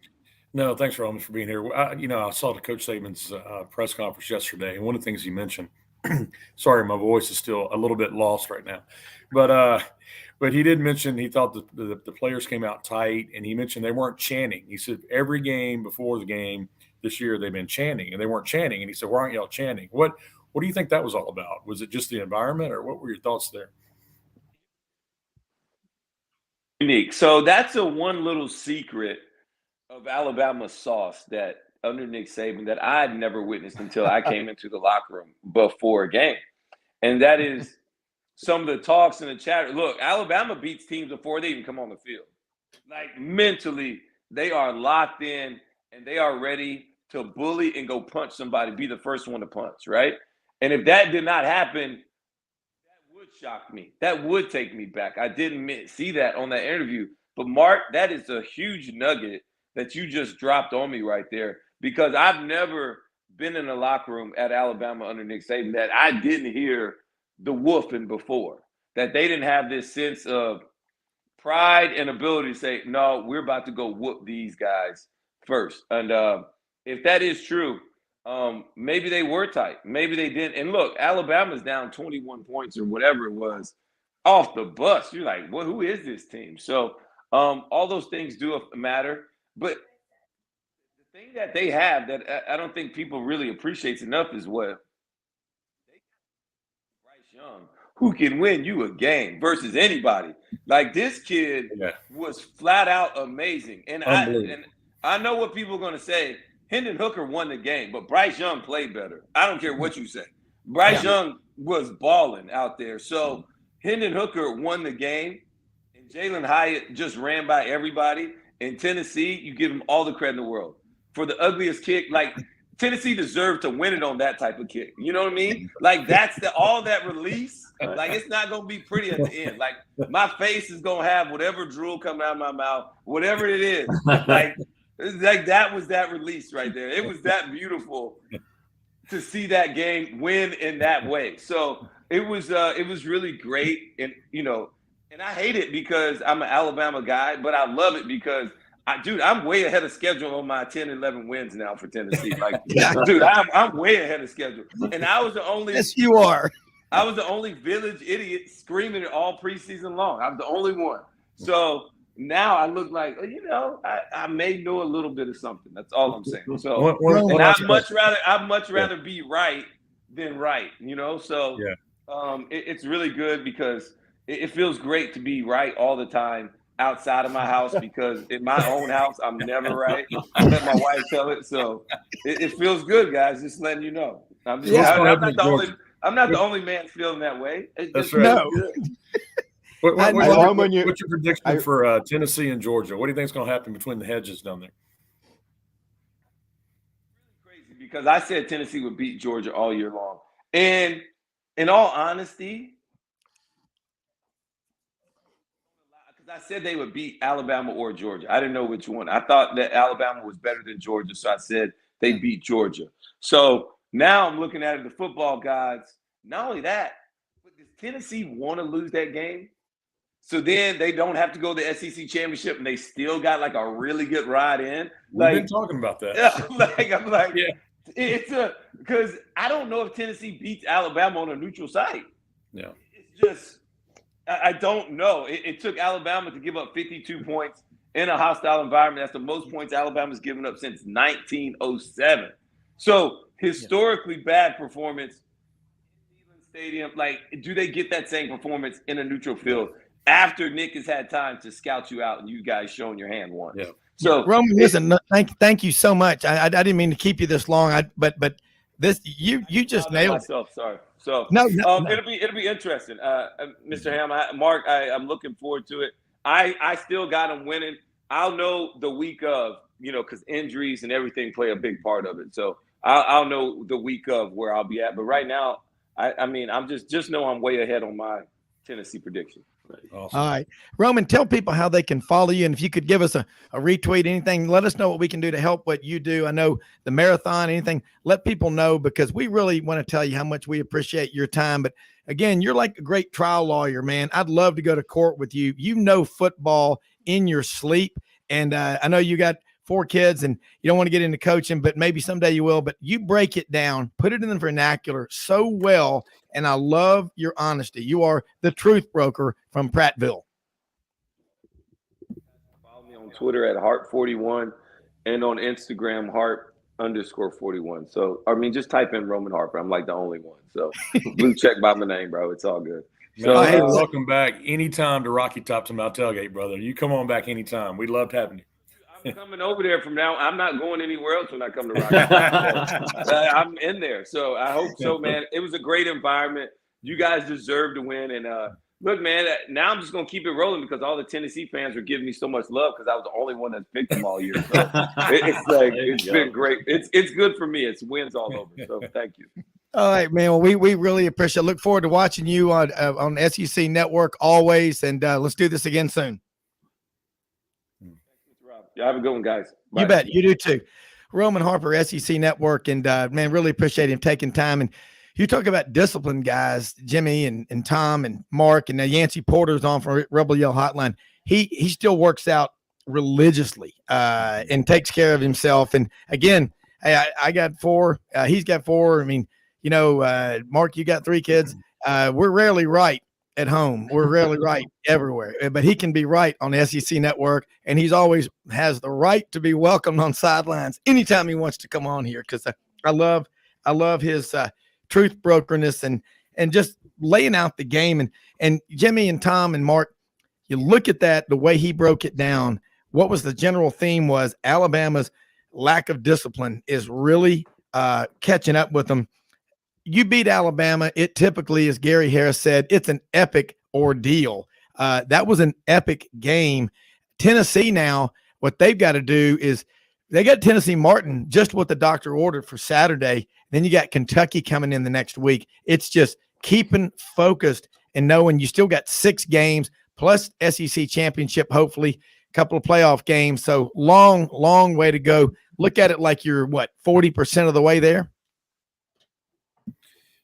Yeah, for me, I'd say I've been saying I think Kentucky might be a trap game because, look, they're a good team. I mean, they had some guys who've been hurt, but they've been ranked, in the top 10. I mean, at one point this year. So that's the game that concerns me. Is I think everybody's talking Georgia just like I was now, but you got to realize you got a pretty darn good Kentucky team coming up here. And I'll tell you, 2 years ago, I think they beat us like 50-0 or something. I mean, it was during COVID, but you got to win that game before you go to Georgia.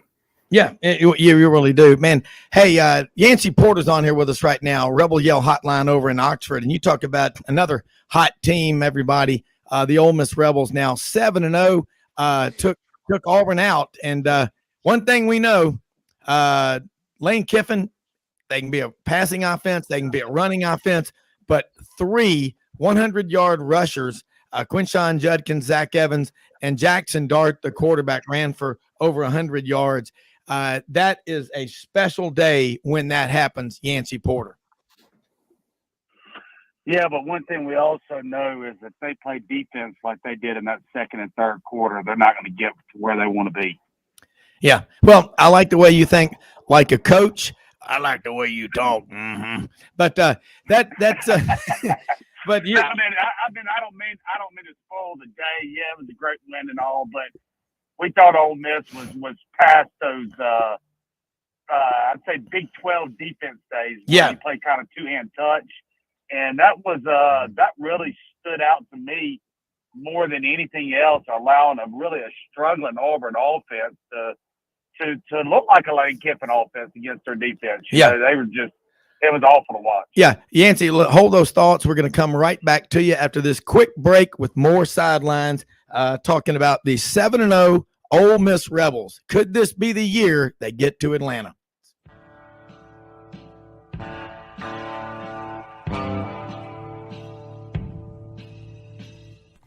Red River Ford and Toyota, located in Wynne, Arkansas. If you're in the market for a new or used car, truck, or SUV, call, go online, or drop by and see them. Located 45 minutes from Memphis, go off the 4-city exit on I-40 and go north about 15 minutes on Highway 1. Easy to work with and still believe in customer service. If you live out of town, they will deliver your vehicle to you. RedRiverFordToyota.com. Just see what they can do. Strengthen your seed zone this spring with quality tillage equipment from House Industries. Located in Cherry Valley, Arkansas, House Industries specializes in manufacturing superior equipment that will minimize your downtime and keep you working in the field. To ensure the highest quality control, all design, fabrication, and testing takes place in a 99,000 square foot manufacturing facility located right here in the heart of the Delta. Locate your nearest House equipment dealer online at houseindustriesinc.com. House Industries, breaking ground. Sidelines with Rob Brown. Talk sporty to me.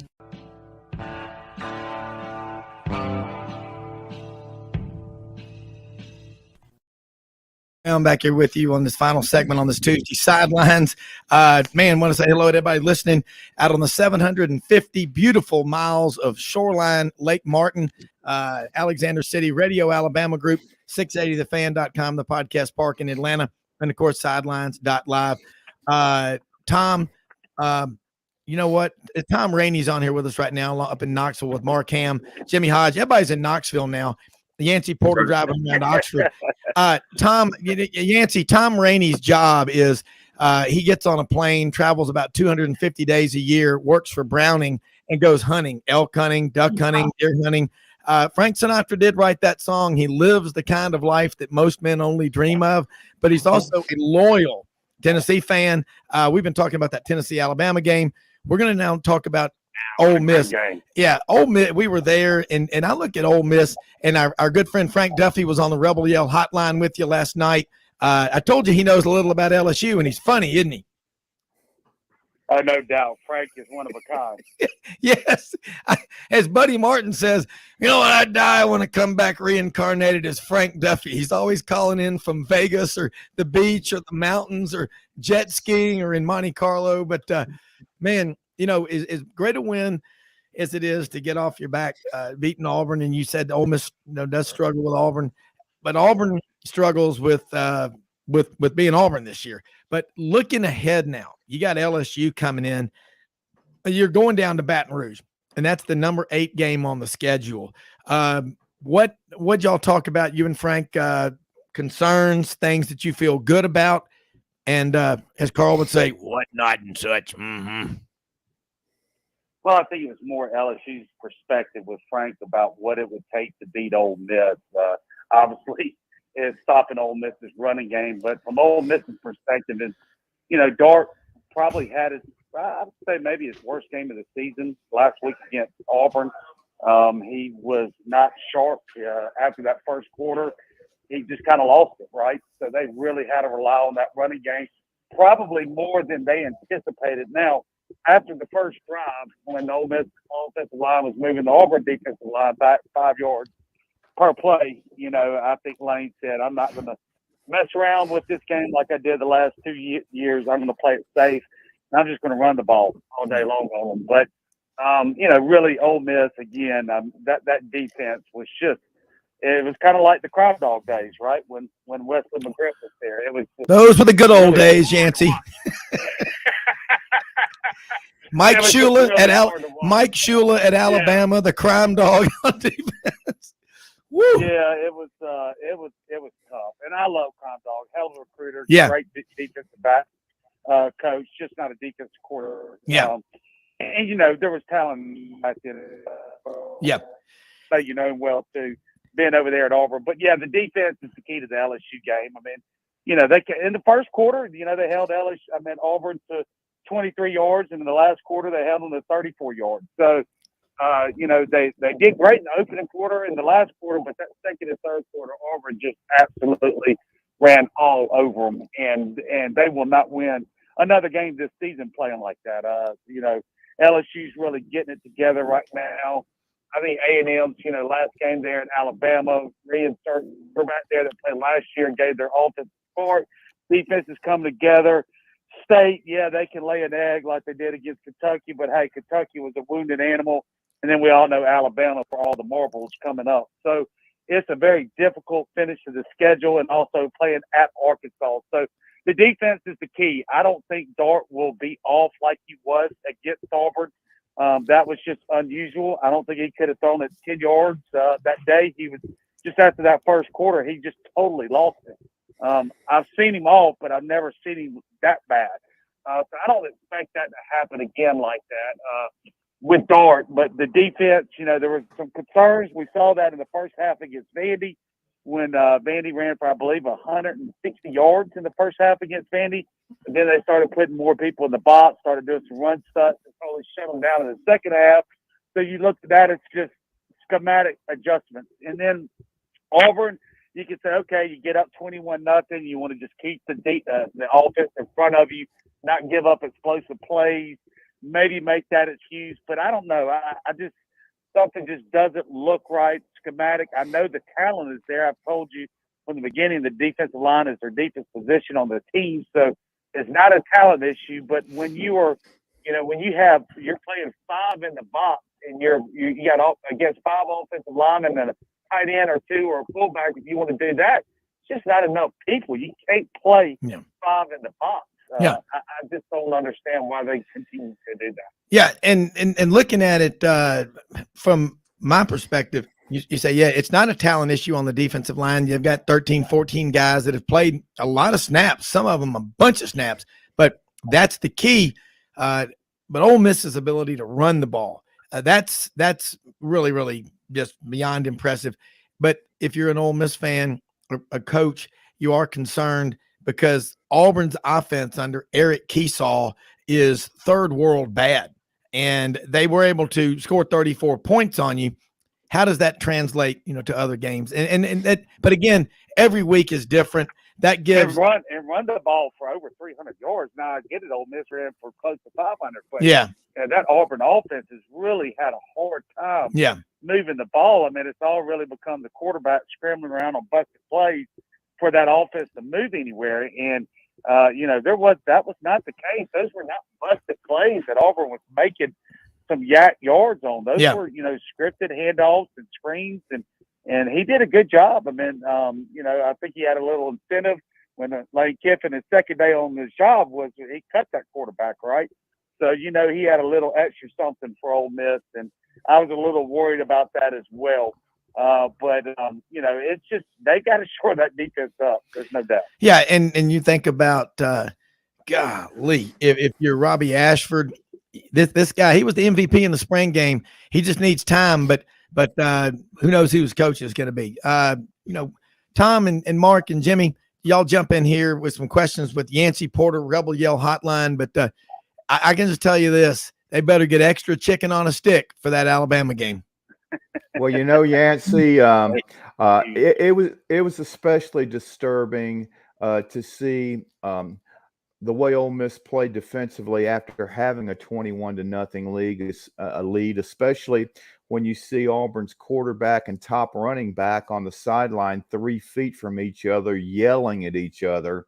That's just not exactly a good look. And then 30, 40 minutes later, all of a sudden it's 28-24. I'm going, what on earth has happened here? I mean, there's no way an elite team doesn't end up winning that game like 42-10 or something, And as a matter of fact, when Ole Miss kicked a field goal to make it 31-24, without that onside kick, which is one of the prettiest executed onside kicks I've ever seen, gave Ole Miss a free possession to extend the lead to 38-24, and that really gave them breathing room. And I think it took air out of Auburn there. Although they kept playing hard, they just weren't able to, I think, overcome that.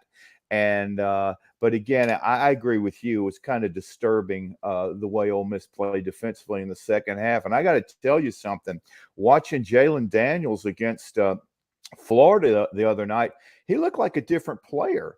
And I think McElroy mentioned that they had been talking to the LSU offensive coordinator and Brian Kelly, and they said, we want him not to be fast with his feet, but fast with his decisions, and then let his feet take care of a play. And as a result, he was going through progressions, and he was an effective passer for the first time all year, and he looked really comfortable back there.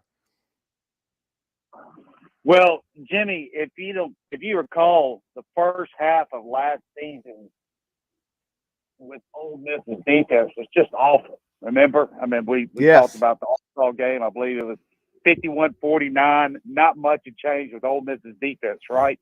Right. And then things changed, and they became a really good defense. Well, I don't know the validity of it, but the rumor is that DJ was fed up with Lane with kind of handcuffing him, making him play very conservative, keeping the ball in front of him, right? That old theory, they'll make a mistake if you keep the ball in front of them eventually.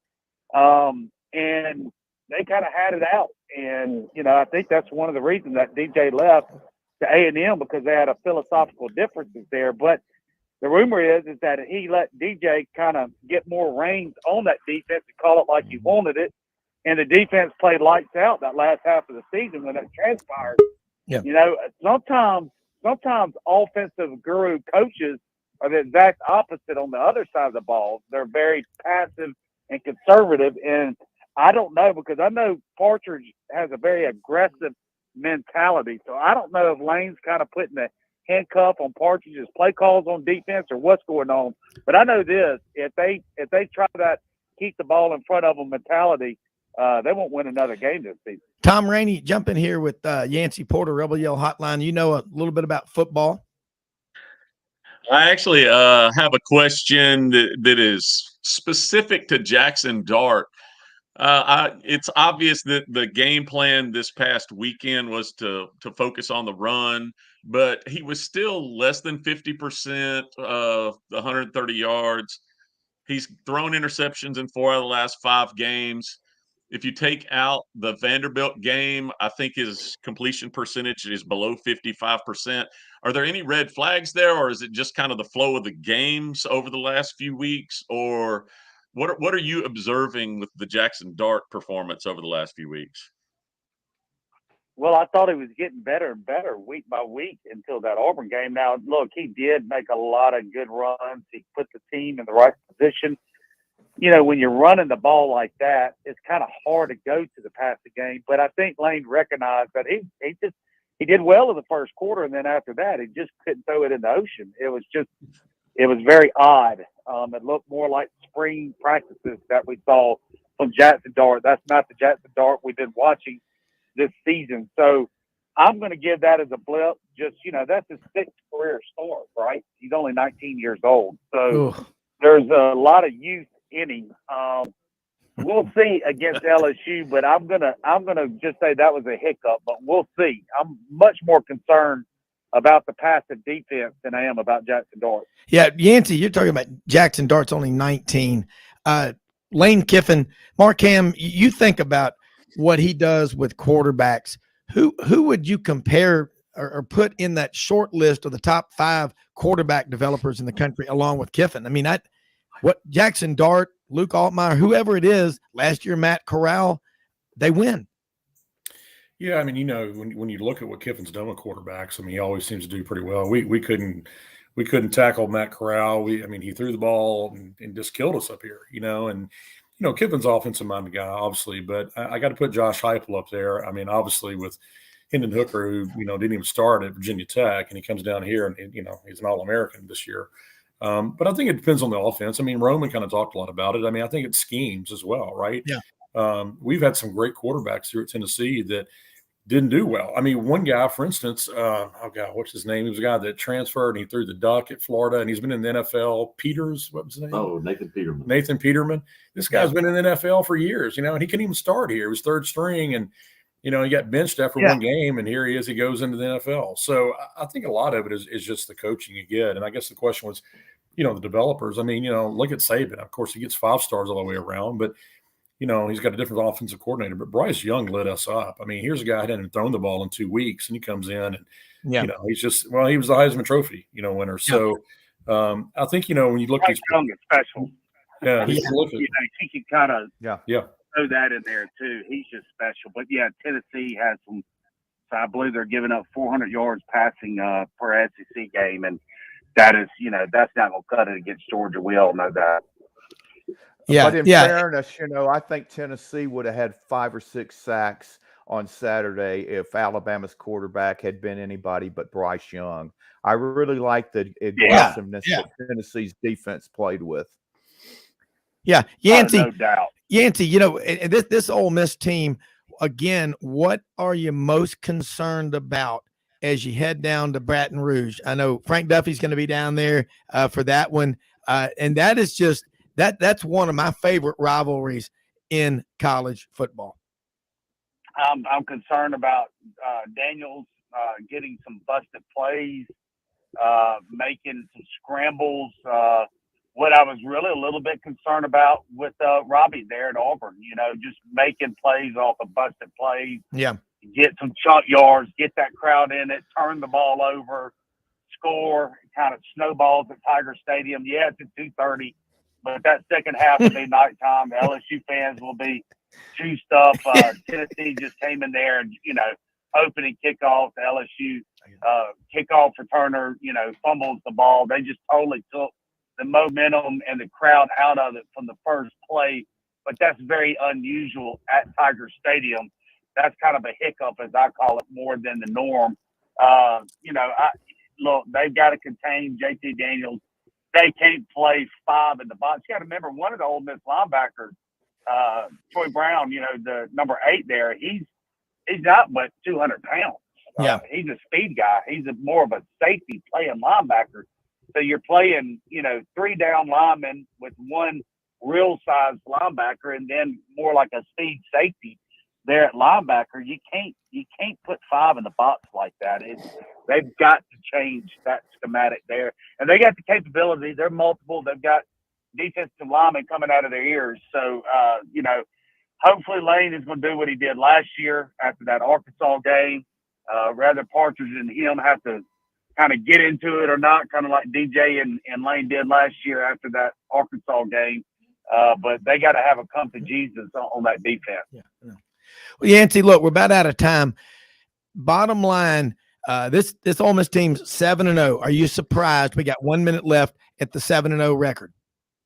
No, we all, this is kind of what was expected. It was about those last 5 games. Always has been. Yeah. I mean, we talked about it all preseason. I felt the floor was 8. And, the more you win, the more confidence you get. So they head down there to Baton Rouge, 2:30. It'll be dark enough for the LSU fans to just the smell of bourbon in the air.